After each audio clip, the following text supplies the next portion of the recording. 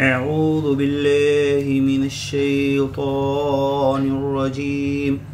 بسم الله الرحمن الرحيم.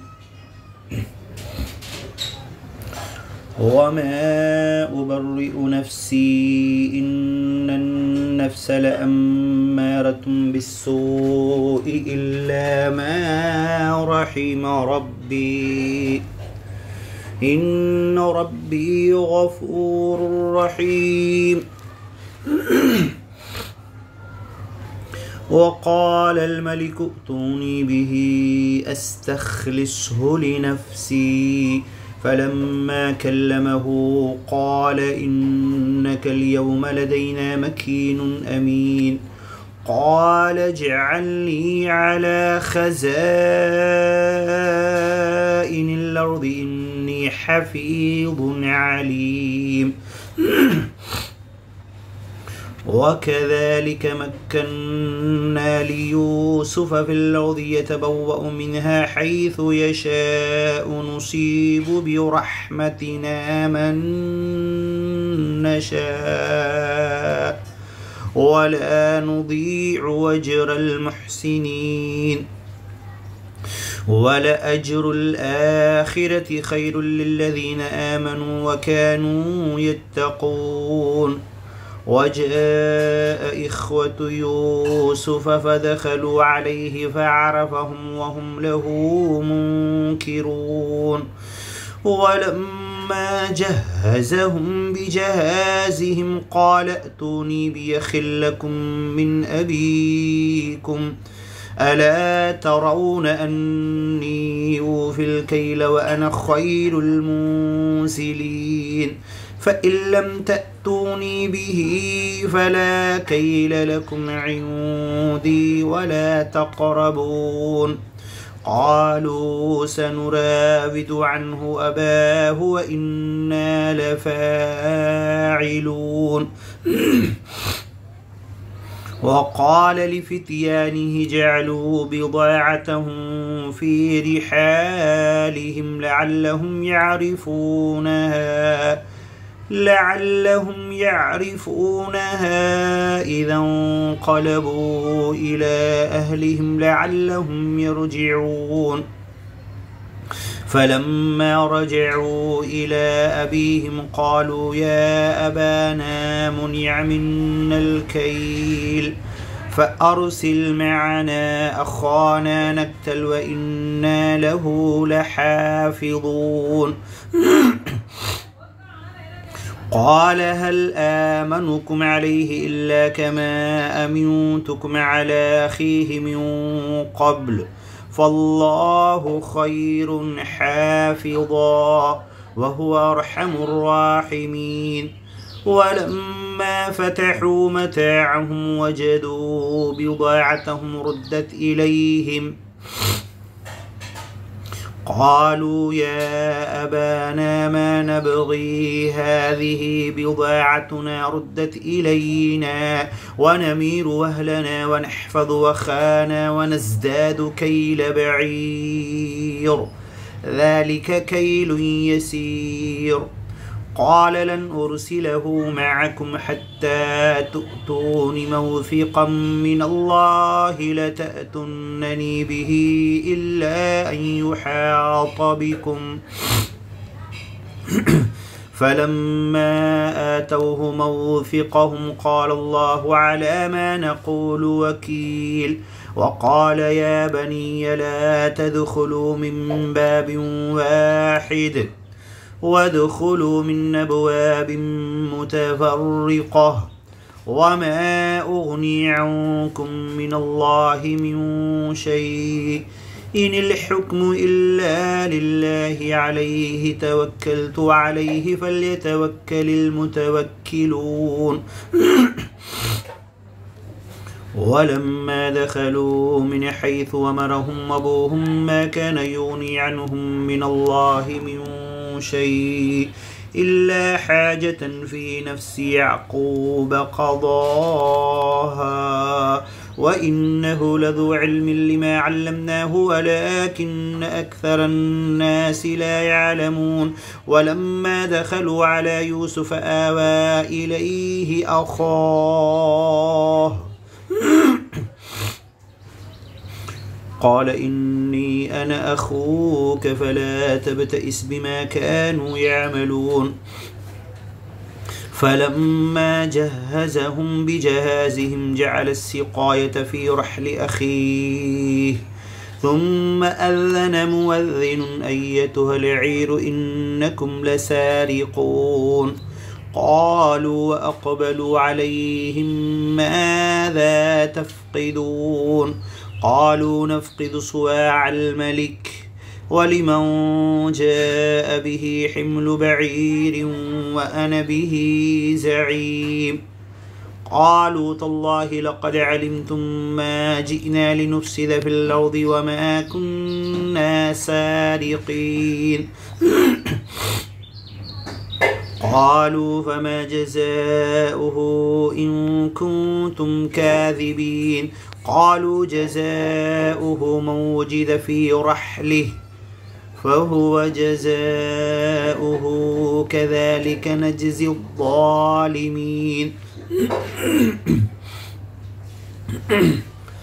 فبدأ بأوعيتهم قبل وعاء أخيه ثم استخرجها من وعاء أخيه كذلك كدنا ليوسف ما كان ليأخذ أخاه في دين الملك إلا أن يشاء الله نرفع درجات من نشاء وفوق كل ذي علم عليم قالوا إن يسرق وفوق كل ذي علم عليم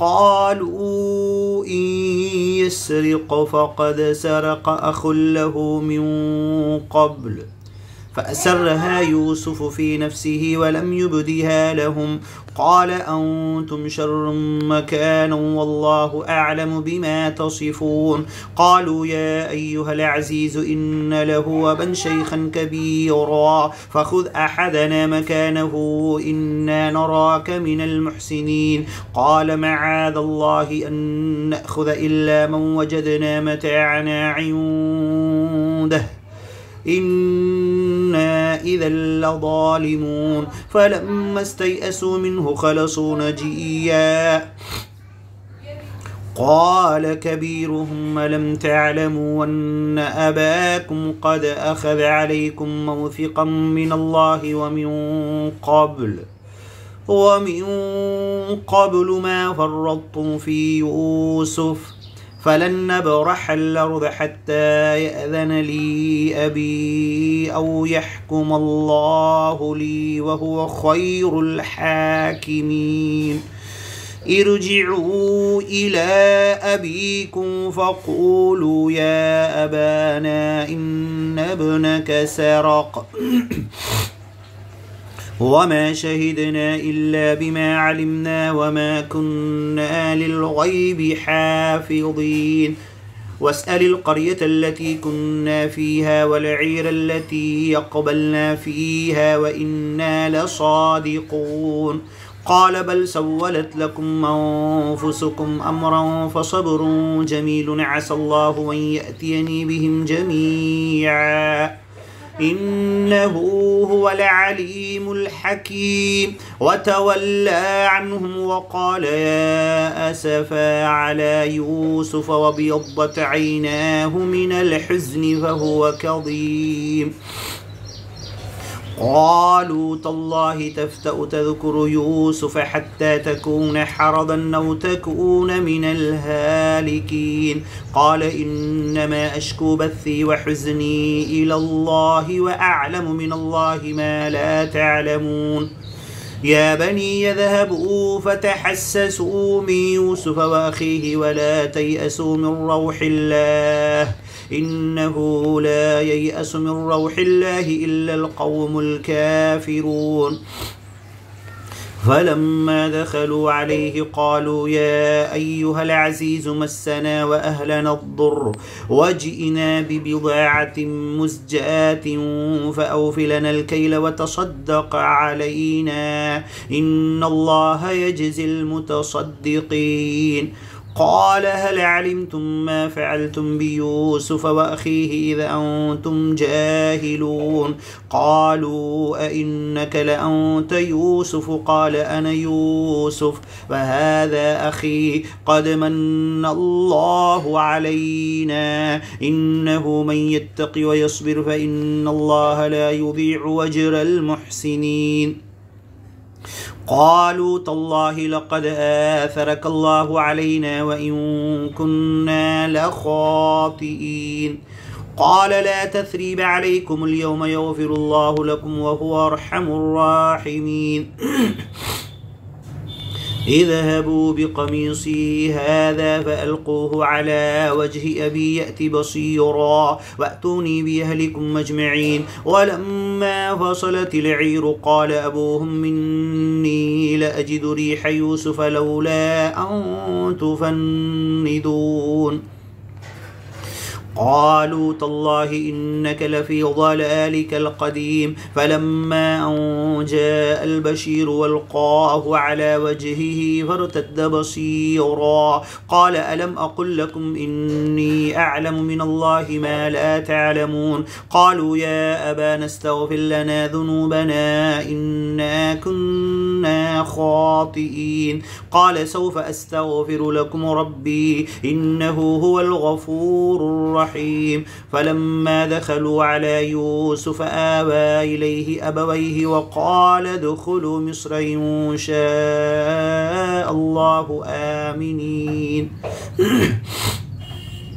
ورفع أبويه على العرش وخروا له سجدا وقال يا أبت هذا تأويل رؤياي من قبل قد جعلها ربي حقا وقد أحسن بي إذ أخرجني من السجن وجاء بكم من البدو من بعد أن نزغ الشيطان بيني وبين إخوتي إن ربي لطيف لما يشاء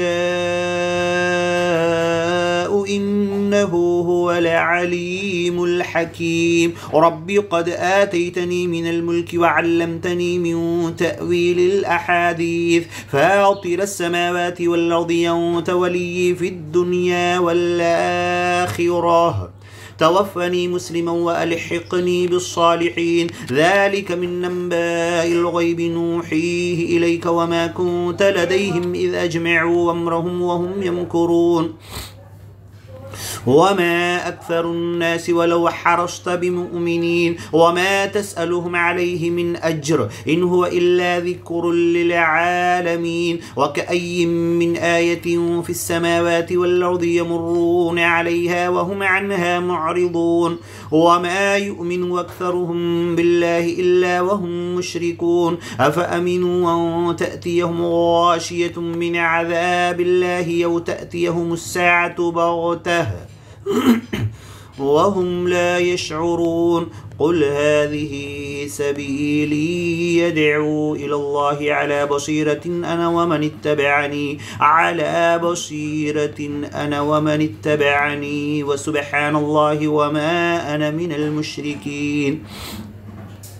وما أرسلنا من قبلك إلا رجالا نوحي إليهم من أهل القرى أفلم يسيروا في الأرض فينظروا كيف كان عاقبة الذين من قبلهم ولدار الآخرة خير للذين اتقوا فلا تعقلون. حتى إذا استيأس الرسل وظنوا أنهم قد كذبوا جاءهم نصرنا فنجي من نشاء ولا يرد بأسنا عن القوم المجرمين. لقد كان في قصصهم عبرة لأولي الألباب ما كان حديثا يفترى ولكن تصديق الذي بين يديه وتفصيل كل شيء وهدى ورحمة لقوم يؤمنون. بسم الله الرحمن الرحيم. ألف لام ميم نورا. تلك آيات الكتاب والذي أنزل إليك من ربك الحق ولكن أكثر الناس لا يؤمنون.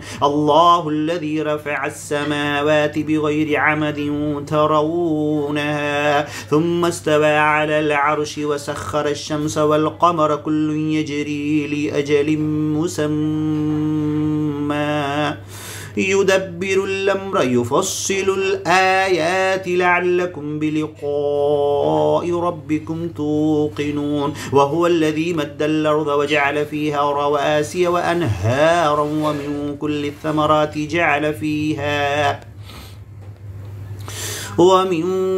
الثمرات جعل فيها زوجين اثنين يغشي الليل النهار إن في ذلك لآيات لقوم يتفكرون. وفي الأرض قطع متجاورات وجنات من أعناب وزرع ونخيل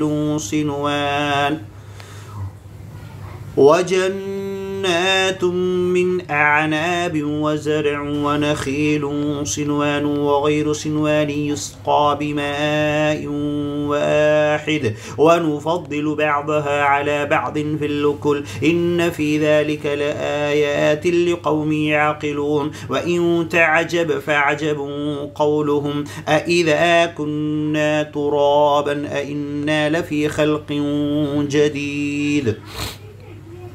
أولئك الذين كفروا بربهم وأولئك الأغلال في أعناقهم وأولئك أصحاب النار هم فيها خالدون. ويستعجلونك بالسيئة قبل الحسنة وقد خلت من قبلهم المثلات وإن ربك لذو مغفرة للناس على ظلمهم وإن ربك لشديد العقاب. ويقول الذين كفروا لولا أنزل عليه آية من ربه إنما أنت منذر ولكل قوم هاد. الله يعلم ما تحمل كل أنثى وما تغيض الأرحام وما تزداد وكل شيء عنده بمقدار. عالم الغيب والشهادة الكبير المتعال سواء منكم من أسر القول ومن جهر به ومن هو مستخف بالليل وسارب بالنهار له معقبات من بين يديه ومن خلفه يحفظونه من أمر الله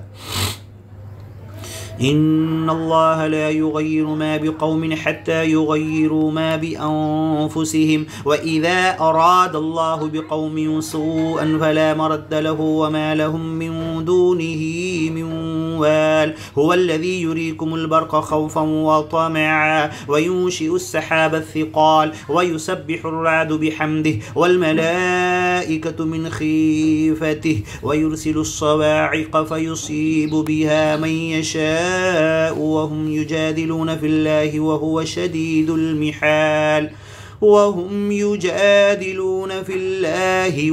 شديد المحال له دعوة الحق والذين يدعون من دونه لا يستجيبون لهم بشيء إلا كباسط والذين يدعون من دونه لا يستجيبون لهم بشيء إلا كباسط كفيه إلى الماء ليبلغ فاه وما هو ببالغه وما دعاء الكافرين إلا في ضلال. ولله يسجد من في السماوات والأرض طوعا وكرها وظلالهم بالغدو والآصال. الله أكبر. سجد وجهه للذي خلقه وصوره وشق سمعه وبصره فتبارك الله أحسن الخالقين. سبحان ربي الأعلى سبحان ربي الأعلى سبحان ربي الأعلى. الله أكبر. قل من رب السماوات قل من رب السماوات والأرض قل الله قل أفاتخذتم من دونه أولياء لا يملكون لأنفسهم نفعا ولا ضرا قل هل يستوي الأعمى والبصير قل من رب السماوات والأرض قل الله قل أفاتخذتم من دونه أولياء لا يملكون لأنفسهم نفعا ولا ضرا قل هل يستوي الأعمى والبصير أم هل تستوي الظلمات والنور أم جعلوا لله شركاء خلقوا كخلقه فتشابه الخلق عليهم قل الله خالق كل شيء وهو الواحد القهار أنزل من السماء ماء فسالت أودية بقدرها فاحتمل السيل زبدا رابيا ومما يوقدون عليه في النار ابتغاء حلية أو متاع زبد مثله كذلك يضرب الله الحق والباطل فأما الزبد فيذهب جفاء وأما ما ينفع الناس فيمكث في الأرض كذلك يضرب الله الأمثال للذين استجابوا لربهم الحسنى والذين لم يستجيبوا له لو أن لهم ما في الأرض جميعا ومثله معه لافتدوا به أولئك لهم سوء الحساب ومأواهم جهنم وبئس المهاد أفمن يعلم أنما أنزل إليك من ربك الحق كمن هو أعمى إنما يتذكر أولو الألباب الذين يوفون بعهد الله ولا ينقضون الميثاق والذين يصلون ما أمر الله به أن يوصل ويخشون ربهم ويخافون سوء الحساب والذين صبروا ابتغاء وجه ربهم وأقاموا الصلاة وأنفقوا مما رزقناهم سرا وعلانية ويدرؤون بالحسنة السيئة أولئك لهم عقبى الدار جنات عدن يدخلونها ومن صلح من آبائهم وأزواجهم وذرياتهم والملائكة يدخلون عليهم من كل باب سلام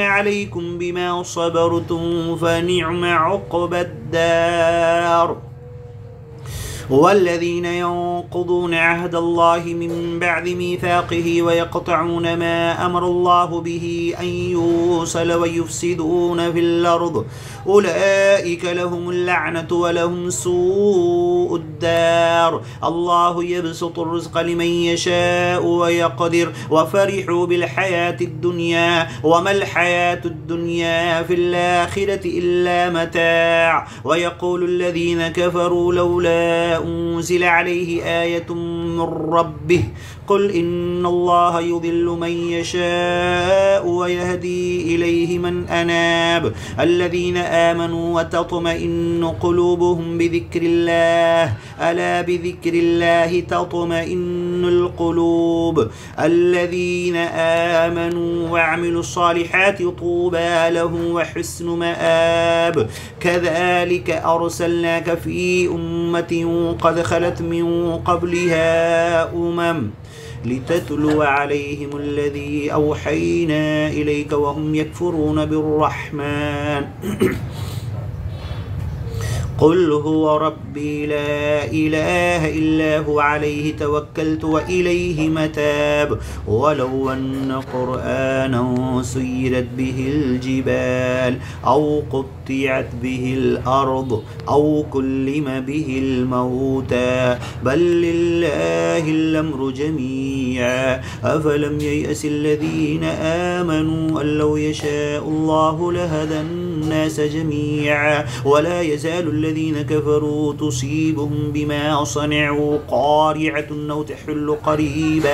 أو تحل قريبا من دارهم حتى يأتي وعد الله إن الله لا يخلف الميعاد ولقد استهزئ برسل من قبلك فأمليت للذين كفروا ثم أخذتهم فكيف كان عقاب أفمن هو قائم على كل نفس بما كسبت وجعلوا لله شركاء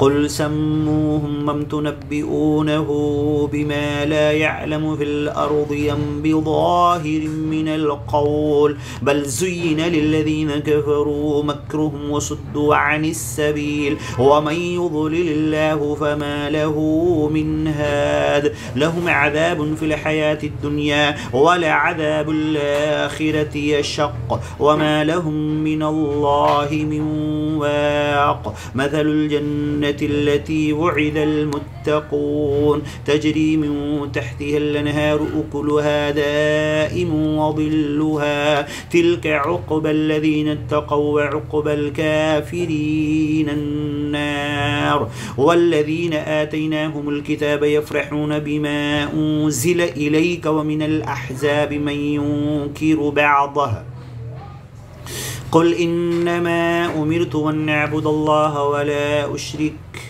ولا أشرك به إليه يدعو وإليه مآب وكذلك أنزلناه حكما عربيا ولئن اتبعت أهواءهم بعدما جاءك من العلم ما لك من الله من ولي ولا واق ولقد أرسلنا رسلا من قبلك وجعلنا لهم أزواجا وذرية وما كان لرسول أن يأتي بآية إلا بإذن الله لكل أجل كتاب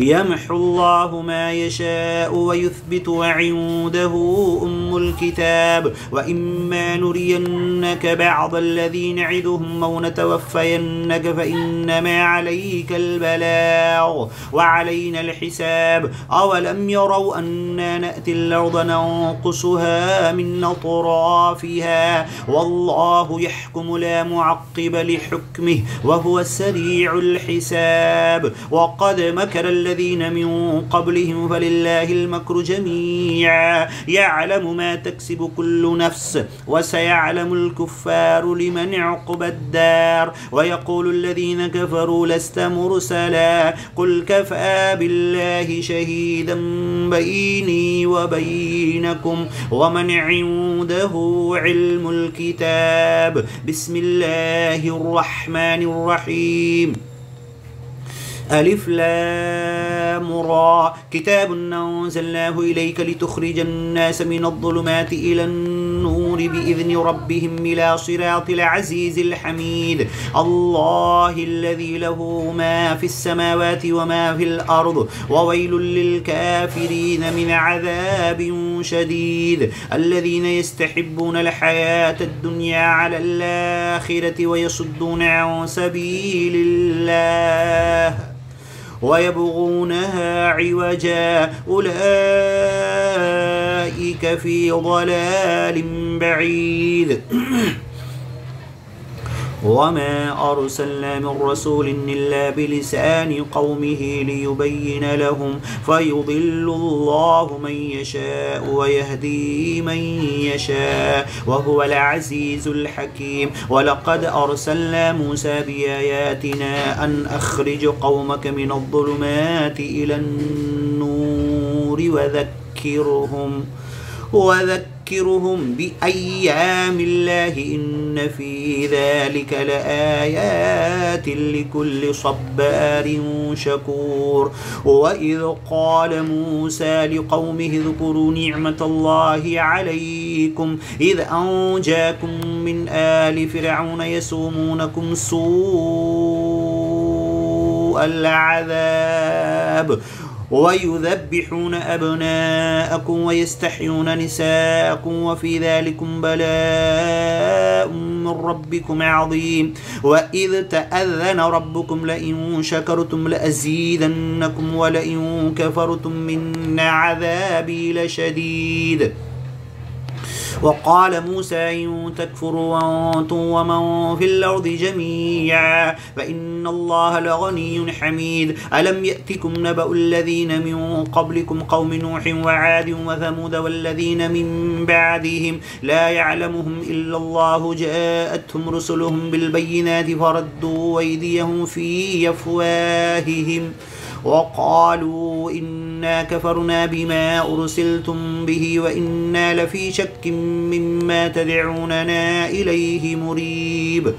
قالت رسلهم أفي الله شك فاطر السماوات والأرض يدعوكم ليغفر لكم من ذنوبكم ويؤخركم إلى أجل مسمى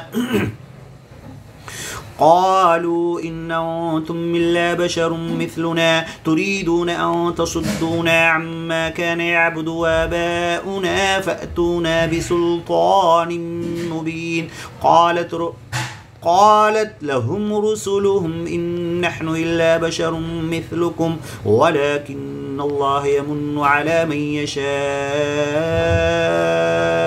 من عباده وما كان لنا أن نأتيكم بسلطان إلا بإذن الله وعلى الله فليتوكل المؤمنون. وما لنا ألا نتوكل على الله وقد هدانا سبلنا ولنصبرن على ما آذيتمونا وعلى الله فليتوكل المتوكلون. وقال الذين كفروا لرسلهم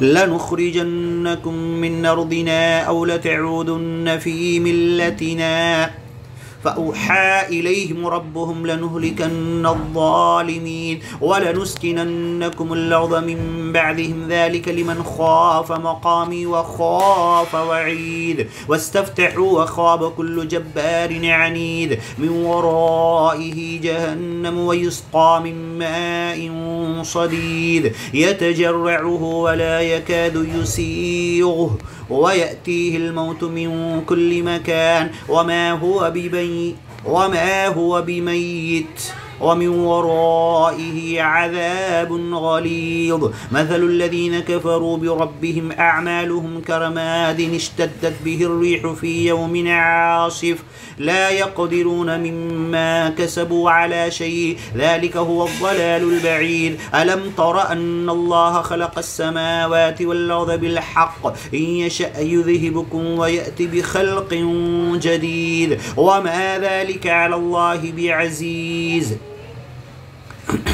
وبرزوا لله جميعا فقال الضعفاء للذين استكبروا إنا كنا لكم تبعا فهل أنتم مغنون عنا من عذاب الله من شيء قالوا لو هدانا الله لهديناكم سواء علينا أجزعنا أم صبرنا ما لنا من محيص. وقال الشيطان لما قضي الأمر إن الله وعدكم وعد الحق ووعدتكم فأخلفتكم وما كان لي عليكم من سلطان إلا أن دعوتكم فاستجبتم لي فلا تلوموني ولوموا أنفسكم ما أنا بمصرخكم وما أنتم بمصرخي إني كفرت بما أشركتموني من قبل إن الظالمين لهم عذاب أليم. وأدخل الذين آمنوا وعملوا الصالحات جنات تجري من تحتها الأنهار خالدين فيها بإذن ربهم تحيتهم فيها سلام سلام تحيتهم فيها سلام. ألم تر كيف ضرب الله مثلا كلمة طيبة كشجرة طيبة أصلها ثابت وفرعها في السماء تؤتي أكلها كل حين بإذن ربها ويضرب الله الأمثال للناس لعلهم يتذكرون.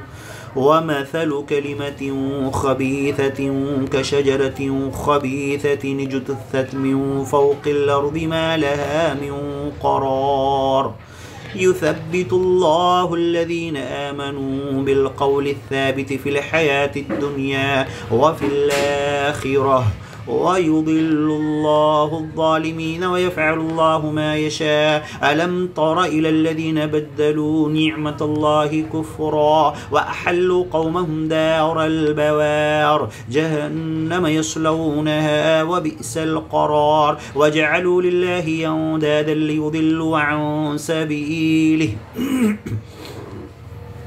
قل تمتعوا فإن مصيركم إلى النار. قل لعبادي الذين آمنوا يقيموا الصلاة وينفقوا مما رزقناهم سرا وعلانية من قبل أن يأتي يوم لا بيع فيه ولا خلال. الله الذي خلق السماوات والأرض وأنزل من السماء ماء فأخرج به من الثمرات رزقا لكم وسخر لكم الفلك لتجري في البحر بأمره وسخر لكم الفلك لتجري في البحر بأمره وسخر لكم الأنهار وسخر لكم الشمس والقمر دائبين وسخر لكم الليل والنهار وآتاكم من كل ما سألتموه وإن تعدوا نعمة الله لا تحصوها إن الإنسان لظلوم كفار. وإذ قال إبراهيم رب اجعل هذا البلد آمنا واجنبني وبني أن نعبد الأصنام رب إنهن أضللن كثيرا من الناس فمن تبعني فإنه مني ومن عصاني فإنك غفور رحيم. ربنا إني اسكنت من ذريتي بواد غير ذي زرع عند بيتك المحرم ربنا ليقيموا الصلاة فاجعل أفئدة من الناس تهوي إليهم وارزقهم من الثمرات لعلهم يشكرون. ربنا إنك تعلم ما نخفي وما نعلن وما يخفى على الله من شيء في الأرض ولا في السماء. الحمد لله الذي وهب لي على الكبر إسماعيل وإسحاق إن ربي لسميع الدعاء. رب اجعلني مقيم الصلاة ومن ذريتي ربنا وتقبل دعاء. ربنا اغفر لي ولوالدي وللمؤمنين يوم يقوم الحساب. ولا تحسبن الله غافلا عما يعمل الظالمون إنما يؤخرهم ليوم تشخص فيه الأبصار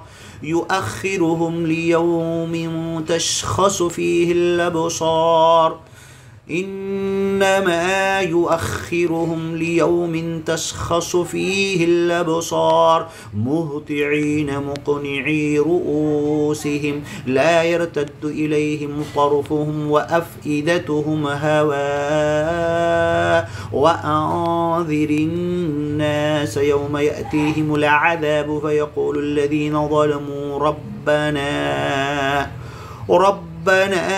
أخرنا إلى أجل قريب نجب دعوتك ونتبع الرسل أولم تكونوا وقسمتم من قبل ما لكم من زوال وسكنتم في مساكن الذين ظلموا أنفسهم وتبين لكم كيف فعلنا بهم وضربنا لكم الأمثال وقد مكروا مكرهم وعند الله مكرهم وإن كان مكرهم لتزول منه الجبال فلا تحسبن الله مخلف وعده رسله إن الله عزيز ذو انتقام يوم تبدل الأرض غير الأرض والسماوات وبرزوا لله الواحد القهار وترى المجرمين يومئذ مقرنين في الأصفاد سرابيلهم من قطران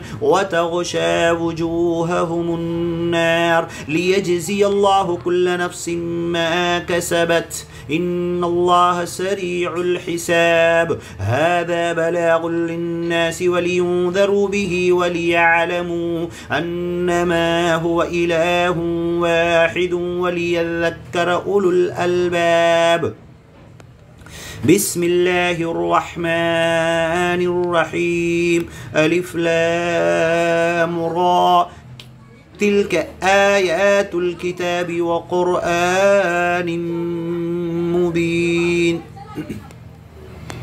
ربما يود الذين كفروا لو كانوا مسلمين ذرهم يأكلوا ويتمتعوا ويلههم الأمل فسوف يعلمون وما أهلكنا من قرية إلا ولها كتاب معلوم ما تسبق من أمة نجلها وما يستأخرون صدق الله العظيم قل صدق الله فاتبعوا ملة إبراهيم حنيفا صدق الله ومن أصدق من الله قيلا صدق الله ومن أحسن من الله حديثا اللهم ارزقنا فهم القرآن والتدبر والتفكر والتعقل والتعمق به وإبلاغه إلى الإنس والجان كلهم والعمل عليه وإقامته على العالم كله إن شاء الله.